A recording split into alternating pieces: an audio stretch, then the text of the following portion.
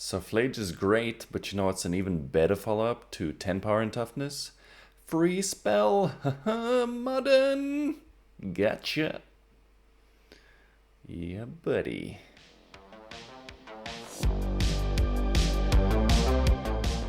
What's going on, gamers? Hexdrinker MTG, and welcome to a modern Decktech end playthrough. Seems that the banning of the One Ring and the various unbattings has reinvigorated players' interest in the format, so much so that apparently Rhinos is back on the menu. So shout out to Ara231 for winning the Boxing Day challenge with Rhinos. Their list included Flage and Tishana's Sidebinder. Today we'll be looking at this list by Marco Del Pivo from Italy. It's a bit cleaner with a bit more early interaction, so we're going to run that one through a league.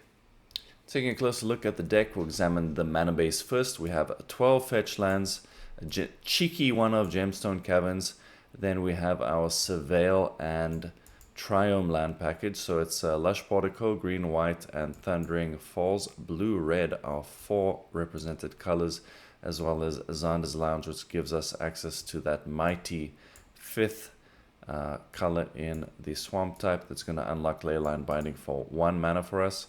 We then have one of each of our main basics. No mountain, as you know, if we're going to get Blood Moon, we're going to have mountains.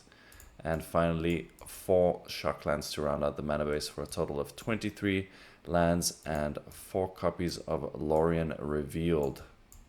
I've tried to lay out the deck in a somewhat realistic curve. So firstly we have our 4 copies of Crashing Footfalls, which we can of course suspend on turn 1, but ideally want to be casting with our 4 Shardless Agents and Ardent Pleas.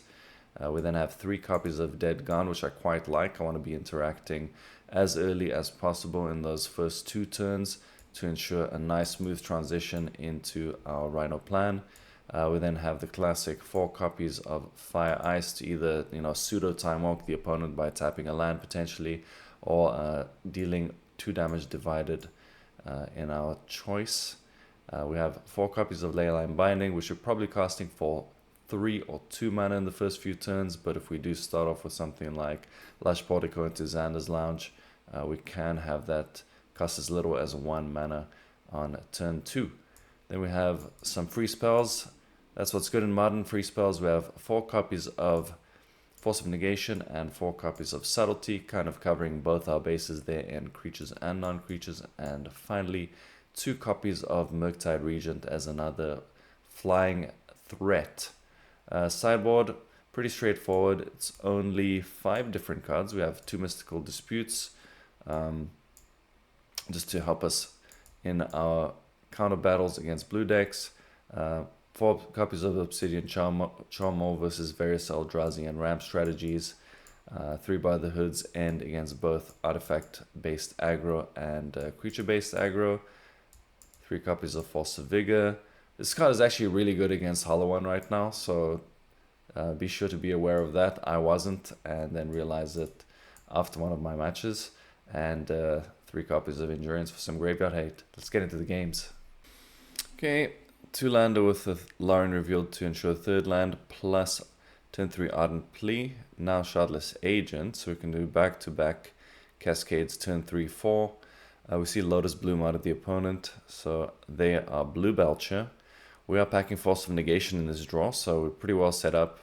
It's going to be difficult getting 5 types for Leyline Binding when we're starting on Island, but I will try and get 4th type here. Probably a Steam Vents. So we're going to have blue to naturally cast Force of Negation as well. And then have both green and white for both of our Cascaders. Second Force of Negation Scry is fantastic. They hit a Seagate Restoration off of their Thunder Trap Trainer. And they're 1 turn away here from that Lotus Bloom unsuspending. Interestingly enough, we see a white MDFC from them, so that's the Witch Enchanter, I believe. That's a 4 mana X Sage. Here I choose not to jam into their open mana. I'm gonna just chuck in my Steam Vents and look to fight over that Lotus Bloom, and then have back-to-back Cascades the following turns. I think they probably have Whir here. They will try to tap mana and then probably realize that they do have a white land and not 3 blue. So yeah, first hard cast on Lotus Bloom. Strangely, they don't have a counter back. Okay, they're gonna bolt in a Soporific Springs. That's looking like a Whir for 0 for another Bloom. I decide to fight over this. I think I'm gonna have to fight over something anyway, and they didn't counter back the first time, so if I can just get rid of it now, then I should have 2 turns to be able to deal with a Belcher. So here I can put 10 power in play, and then if they Belcher on their turn, I can, hopefully resolve a Leyline Binding if they haven't drawn a counterspell in the interim. So here's Shardless Agent for us. We drew land for the turn, and probably gonna get a Scry land here, sorry, it's a Veil land, just to make sure our next draw is as good as possible. I don't think the 5th type from Xander's Lounge is going to give us that much value, as we can play both Ardent Plea and Leyline Binding next turn. If we shock in that Sacred Foundry. Second Thunder Trap Trainer for them. What do they have? Jwari Disruption. So now it makes sense to get the Xander's Lounge, so that I can pay the 1 extra for Plea and pay the 1 extra for Binding as well. We'll get that. 5 types unlocked. They actually played tap Jwari Disruption there, so I could have dismissed this. It looks like I've left it up. Get in with all the boys and look to follow it up. Create as much pressure as possible and end this game.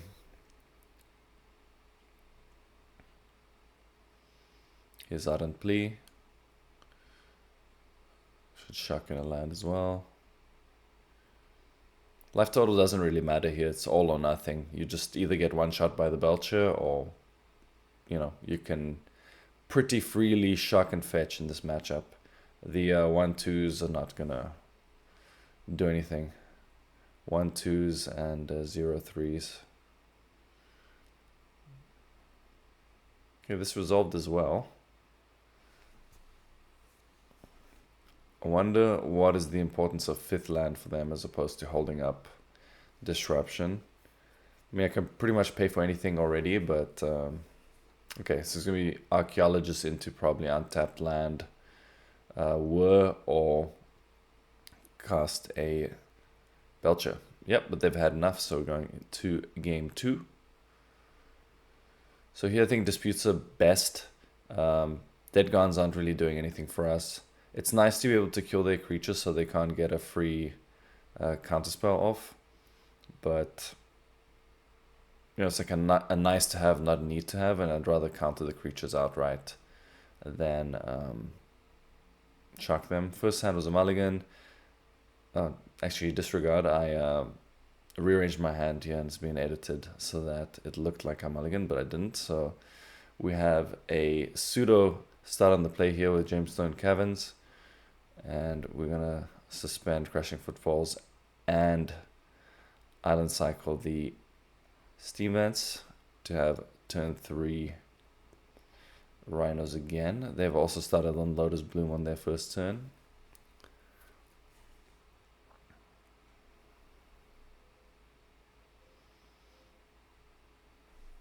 And yeah, we can already tap for white from Gemstone Caverns.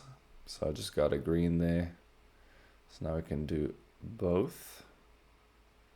Shardless Agent and Ardent Plea. Just want to get more types as well for our Leyline Bindings, should they be relevant later on. And they did suspend second Lotus Bloom on their turn. So if they force here, they're going to be running pretty low on resources. They don't, and there's 10 power once again, as we do in the Rhino deck, but they do extract our Crashing Footfalls, so now we're not going to have access to any more of those via Ardent Plea or Shardless Agent. It's just going to be the one off of Suspend in the next 3 turns. That does give us fuel for our Subtlety, so if they play a Thunder Trap Trainer or Falaji here, I'm probably just going to Subtlety it. I don't want them to have access to free counterspell or, lands, anything. They actually missed second land drop here, so they're entirely reliant on these Lotus Blooms. And there's Leyline Binding, and it does cost 3, and we do have white. So this Lotus Bloom, I'm probably going to have to go for it on upkeep. They can sack in response and whir for another Lotus Bloom. But yeah, I'm not sure actually what the best way to go about this would be. My inclination was to do it upkeep. But maybe... yeah, my concern was just that they get enough mana to Belcher plus activate immediately. So my inclination was to force them to use the Bloom. And yeah, they're going to sack it to whir in response, it looks like, and get another one. Which I will...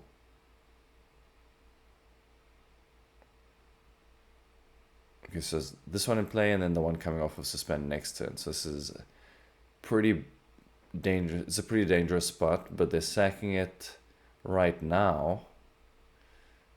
And it's looking like Tameshi. Yep. And we're going to subtlety this.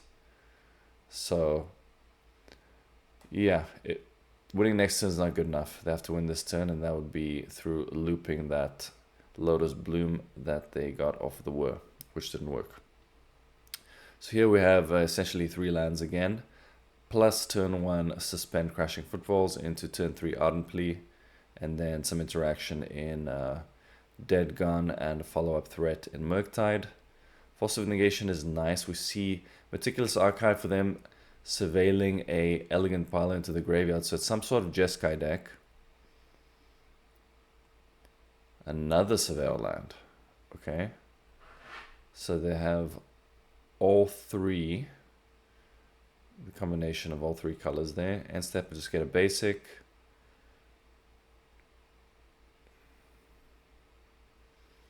Off of Lorien Revealed, and we're going for the Ardent Plea into 1 open mana. I'm not sure if they play Spell Pierce or anything like that, but we have a lot of threats, and if they counter the Crashing Footfalls, it's still another spell towards our Subtlety on a later turn.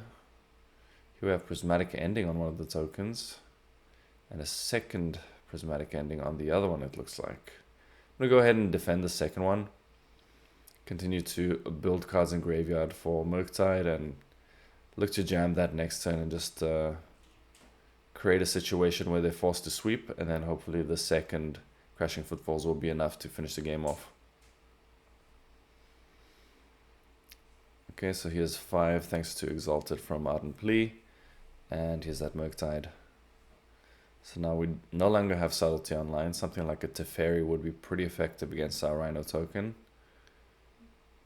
But so is 10 damage, putting them down to 4. So if they don't sweep now, they'll be under a lot of pressure. It's looking like they pass back to us, and we'll be casting Crashing Footfalls off of Suspend.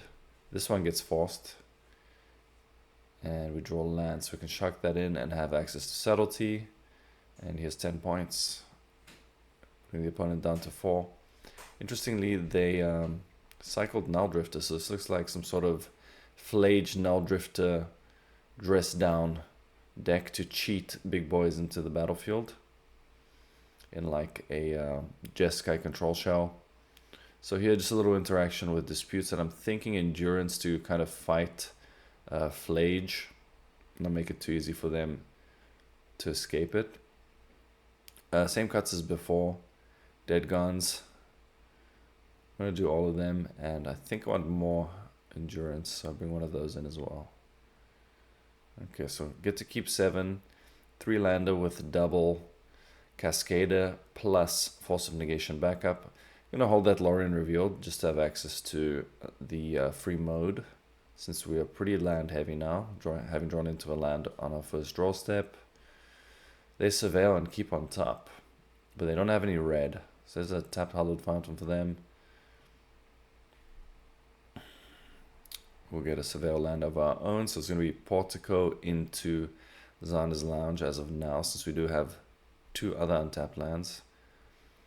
So here if I play my Strand and they play something like a Teferi, I'm going to be forced to shock into a blue source or just get a basic island.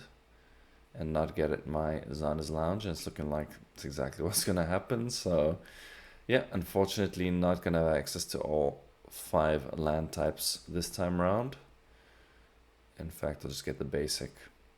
So yeah, we don't want Teferi to bounce any Rhinos or stop us from being able to cast stuff from exile. So that guy's got to go. And of course we did have backup force, even though there's no way for them to counter back in that spot. Here's a Shardless Agent. Let's see if they have a force. And they do, exiling Memory Deluge. Now they're down to 2 cards with 3 lands in play, and we do have backup Cascade spell next turn. Plus a force of our own. Pass back to us after missing their land drop. They have 3 cards. Here I should have pre-combat cast Ardent Plea for the extra point. I missed that. And here's a post-combat Ardent Plea. And we plan to fetch Surveil land. Actually, I think I milled our Thundering Falls, yeah? So we're out of Surveil lands. Here we see Hallowed Moonlight. This is highly effective versus us. So they get to cycle that for free and make it so that our Rhinos get counted. So in a pretty low resource game, it's quite a nice exchange for them. So now, drew another land. It's getting to a point now where we have to resolve a Footfalls, and we're pretty vulnerable to a Sweeper as well. They have 3 cards, they miss 4th land again. We do resolve our Rhinos this time and get 2 Exalted Triggers on the Shardless Agent, putting them down to 11 now. Dressdown, so they're digging. And yeah, that's it, that's the match. 2-0 now. We see Chancellor of the Dross as a pre-combat reveal. So that's going to bolt, drain. It's going to helix us. And it's looking like some sort of burn deck. We have Gonti's Machinations off of a Boggart Bug. Say that 3 times fast. So Boggart Trawler, turn 1 for the opponent. We have a hand that's got turn 2 Ice to pseudo time walk them into a turn 3 Cascader. Crashing Footfalls off the top, never something you want to see at this point in the game. And here I'm going to go for that player described. Off of Plains, and that's going to give us access to all 5 types next turn. So yeah, looking to take as little damage as possible after seeing Chancellor on turn 1. And now Gonti's Machinations. But we are at 15, so fortunately I have to shock in there to get started off of Shardless Agent. 10 points of power and toughness. And the ball is in our opponent's court now. Okay, 1 Fatal Push deals with 1 Rhino. And I mean, we're looking pretty good, I think, right? Would prefer this Dead Gun to be something like a Force of Negation. Necrodominance. Okay. So this is some sort of burn deck that leans on Necrodominance to get the final few points. And we're probably going to get soul spiked pretty hard here. So they draw 4 cards. And there's the first of probably many soul spikes. So that's going to deal with the Rhino. We're still at a pretty healthy 13. But they do untap with Necro. And, you know, they could very possibly do something like a Shieldred next turn if that's something they play. Here's Ardent Plea pre-combat this time, so I managed to get it right once. We already have 1 copy of Dead Gun, so we can bounce a Shieldred with that. I don't want the second one. So we'll surveil that to the graveyard, get in for 3 and pass back. Here we see Iridescent Vine Lasher, so a card with landfall from Bloomburrow that pings you. And they do play it for Offspring, so we're going to be taking 4 points of damage for each fetch now. There's another Gonti's Machination, so that effectively puts us to 3, as they have built up a bunch of energy off of the first one, having left it in play and not sacrificed it. Instead, they choose to draw 3 cards and pass back to us. So here I Dead Gun the bigger copy of the Vine Lasher. Land is not ideal. Would have loved a way to interact. And yeah, there you have a nice turn 5 suspend Crashing Footfalls, and we'll crash over for 10. And should have probably left back the Shardless Agent so we're not dead to just a regular land drop. But with the Bloom Command's gonna deal 2 to us, and then they'll get the last point off of an attack or a land. And yeah, they had the land as well, so they take us out game 1. They successfully burnt us. Here I'm thinking Force of Vigor to deal with Necrodominance, but it's not a very efficient way to do so. I don't love Subtlety or Dead Gone too much, as they didn't show us. You know, they're like a mid-range deck. So we're going to mulligan there to 5 now. We had like a triple Subtlety second draw. This hand is not great. It's basically all in on a turn 1 Crashing Footfalls and then hoping that Leyline Binding is enough to stop their Necrodominance. But I'm sure they have other cards besides that. Like a regular curve out draw is probably also going to be enough. Sorin is milled for them turn 1, so I imagine they're digging for lands, as that seems like a pretty good turn 2 play for them. Actually looked up this play after the fact, and they had a couple results with this deck. I believe a 4-2 in a challenge and maybe a 5-0 in a league, if I remember correctly. So their little brew doing good work. Here I choose to exile Iridescent Vine Lasher in response to their fetch, just to conserve as much life total as possible. We did have a very lucky Ardent Plea draw there, so I'm thinking stay, you know, as high as possible and jam the Rhinos in back-to-back turns. So I guess 1 turn and then separated by 2 turns, but you know, that may end up costing us, depending on if we see a Necrodominance this game or not. So here 2 Rhinos. They're gonna mill 3 and return a land. They get Marsh Flats.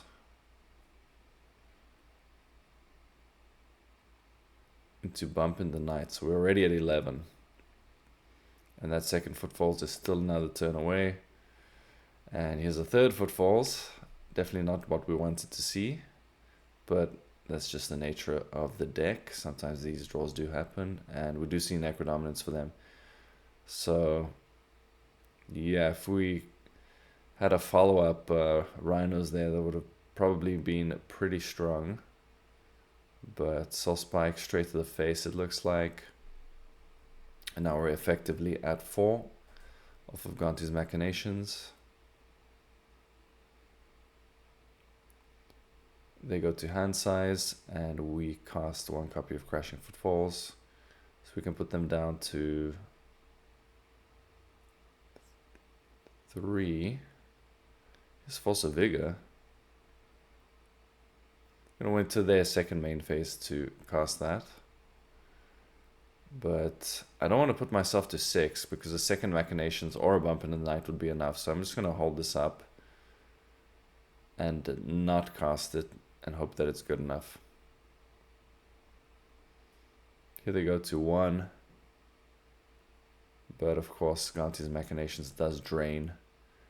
And yep, looks like they have us at -1 before even bothering to cast Necrodominant, or to use the Necrodominance ability on end step. So yeah, they pretty handily burnt us out. We did double mulligan, but you know, it's part of the game. This hand doesn't do enough. It's like a bit of a controlling draw, and we're not a controlling deck. We're an assertive tempo deck, I would say. And it's looking like we're playing against Merfolk, which I imagine is quite a bad matchup, as we are a 4, potentially 5 color deck. So our mana base is going to be under threat here, I'm sure. Also on the draw, Lord of Atlantis. I think we probably need to go and resolve 2 Crashing Footfalls to stand a chance. So I'm going to let that one resolve, even though they have Ether Vial. And I'm going to go ahead and mill that Fire Ice. I think I want either 4th land for Subtlety or something more impactful like a Leyline Binding, as a lot of their stuff's going to be out of reach here soon. And yeah, here's Subtlety for Harboring of the Seas. That's just going to be a problem for us down the road. So maybe I should have just Subtletied off of one of the Cascaders so I have access to another Subtlety next turn if I draw another blue card. But if we fetch Plains, then I'll be able to cast Plea through their Flood Moon. So here I can go fetch Plains, cast Shardless Agent. Imagine they'll counter with Vodalian Hexcatcher, and then next turn, after they Flood Moon, we can Plea anyway. And yep, they go for the counter, unsurprisingly.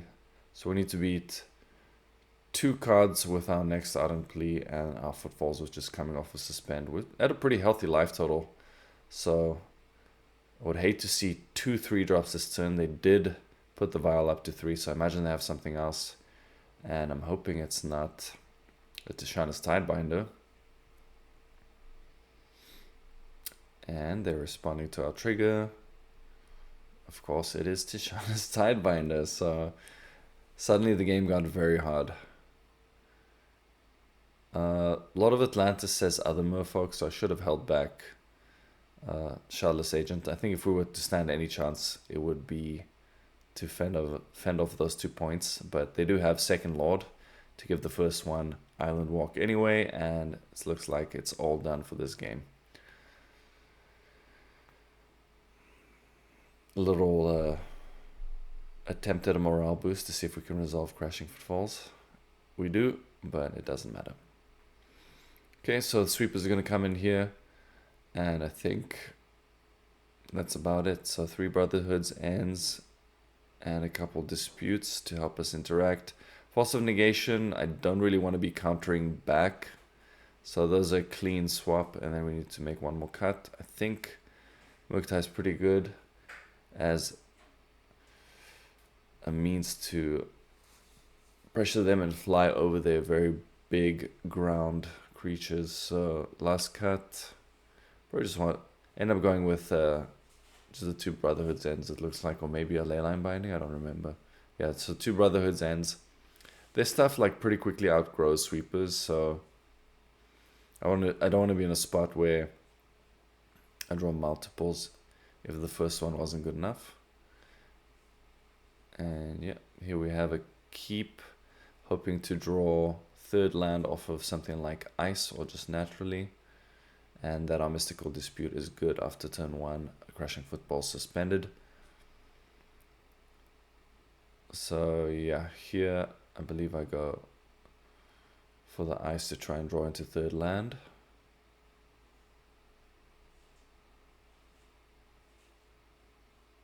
Okay, we have a forest, so if we can fetch plains, we can have a chance through their Flood Moon. Of course, I have Cavern of Souls for our counterspell, and now there's also Chalice, so we can't get out turn 3 Cascade. So basically, our only out now is to Leyline Binding that, as we did not side in any green forces. Plus, yeah, we sided out our Force of Negations, which, you know, you'd think would be good against Merfolk, but they came prepared for the matchup. Also have Brotherhood's End to destroy Chalice. So we only have access to Island there. And I went and got Thundering Falls to try and dig into an answer. So still need to draw plains to deal with Chalice, and then maybe we'll have a shot. We can Subtlety if we draw untapped land, or if we really have to deal with something now, we can use the alternate cost. Tideshaper, not great for us, but I don't believe it's worth Subtletying, as I can cast fire on it. We lose our forest. Footfalls is getting close to coming off of suspend. There's a Leyline Binding that we wanted, so we can fire or ice and then possibly snag a Merfolk off of Mystical Dispute, but it's looking pretty hard. I'm gonna main phase Ice there, Vial to try and hit a land drop, as I feel pretty far behind and I don't think that killing a 2/2 is gonna get us anywhere. They respond and throw down a Lord of Atlantis. We are one turn away from our Footfalls, holding up Mystical Dispute for potentially 2 Merfolk being cast through lands, and yeah, they just Violin a Svelun, and I think we're too far behind, so we'll give that one up. Here we get to keep 7. We do have Subtlety and Dead Gone as early interaction. Getting Thoughtseize turn 1, I like that our hand is pretty redundant. So depending on what they take, I think we'll have a good sense of what they're doing. They take Plea, so they probably have backup discard spell. Like pros, we just draw into Shardless Agent, so that's not going to matter if they do. And yeah, another Thoughtseize. That's going to take Agent here, I'm pretty sure. And we can just do our normal Elegant Parlor into Xander's Lounge to get our full land type coverage. I meant to say Lush Portico, but we're going to go with Thundering Falls just to get max Surveil. And this will get Lush Portico now, as we do have untapped land for turn 3 Plea.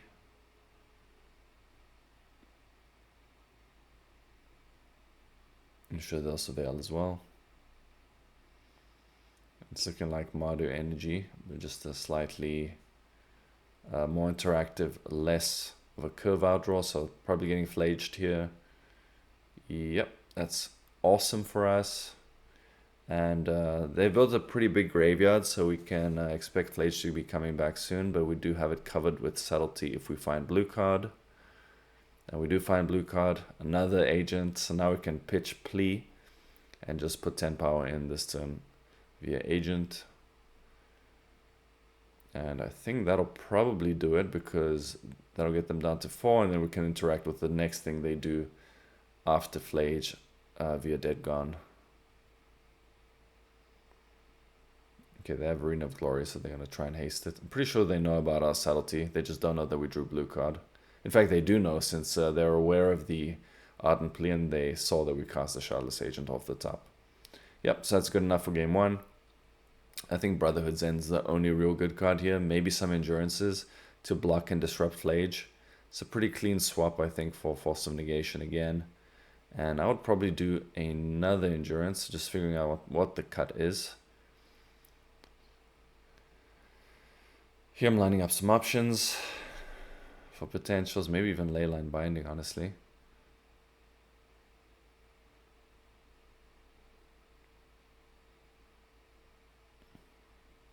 Yeah, I mean, Endurance just blocks really well, disrupts the graveyard.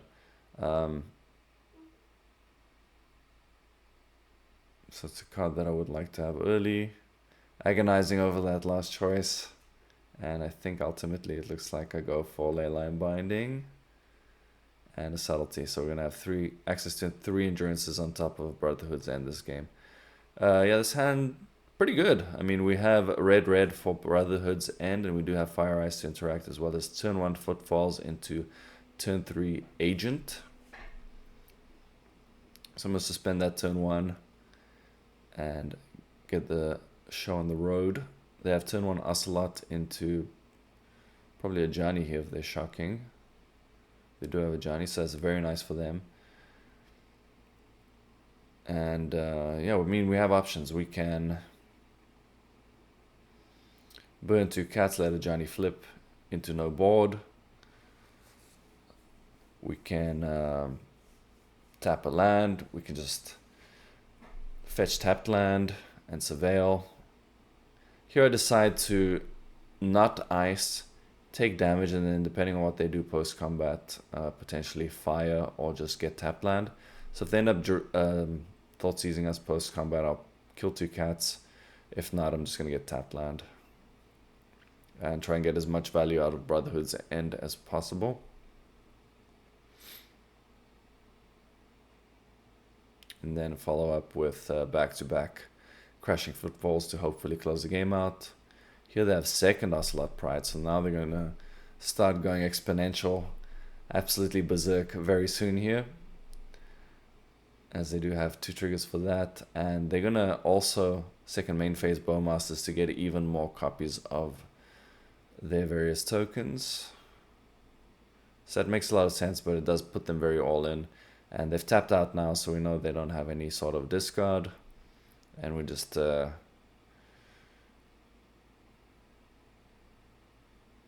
completely free to absolutely sweep them out of this match. So we're going to Shark down to 8. Here's Brotherhood's End.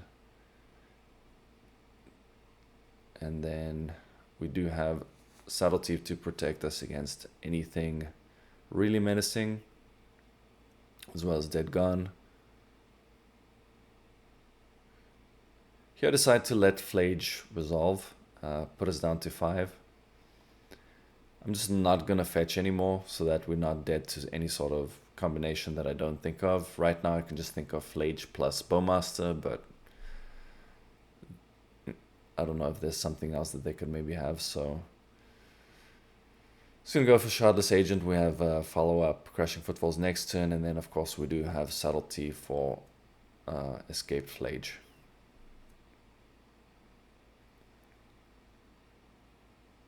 Which I plan to cast. And then of course our first turn 1 Suspended Footfalls will be resolving next turn.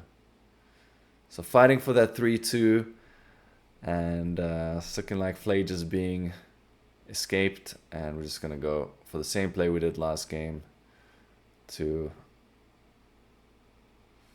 close this one out and 2-0 our Mardu energy opponent. And that does it for the games. If you enjoyed this video, you can check out this channel's other videos by clicking right here. And if you would like YouTube to serve you up more of my content as I put it out there, the best way to do so, subscribe to the channel. Thanks for watching. I'll catch you in the next one.